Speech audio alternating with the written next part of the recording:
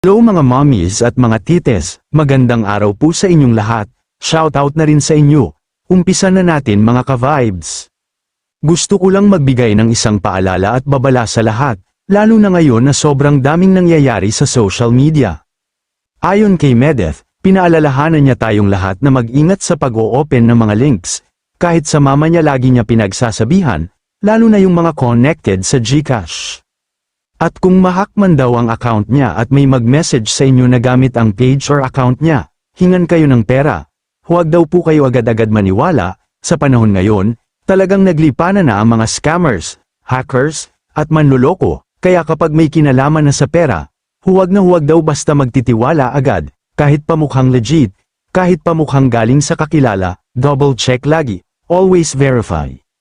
Nakakalungkot lang kasi imbes na suportahan ang paalala niya, grabe ang ginawa ng bashers, may mga taong umabot pa sa point na ipinost ang GCash number ni Medeth, tapos pinalabas pa na siya raw ang scammer at humihingi ng pera. Imagine nyo yun, tandaan nyo ito, mga ka-vibes, si Medeth ay hindi niya ugaling manghingi kanino man.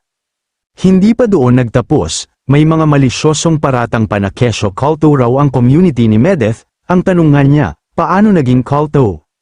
May sinasamba ba raw?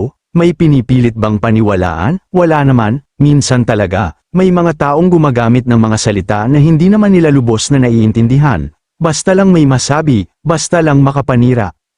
Dagdag pa ni Medeth, imbes daw na magkalat ng kung ano-anong walang kwentang kwento, bakit hindi na lang daw mag-focus sa sariling pamilya, sa mga anak, sa totoong buhay, kasi sa totoo lang, mas maraming positibong bagay ang pwedeng paglaanan ng oras kaysa manira ng kapwa.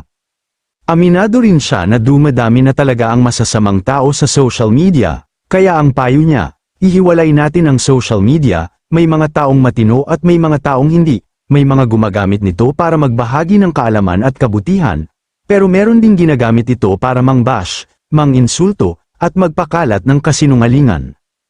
Para daw iwas stress, piliin natin kung sino at ano ang papansinin. Hindi lahat ng nababasa ay dapat patulan, at hindi lahat ng opinyon ay may saysay. Protect your peace. Sa huli, ang mensahe lang naman ay ito. Mag-ingat, maging mapanuri, at manatiling mabuting tao online at offline. Lalo na kapag pera na ang usapan, stop, think, and verify muna lagi. Yun lang mga mommies at tites. Maraming salamat po muli, hanggang dito po muna. Ingat tayong lahat.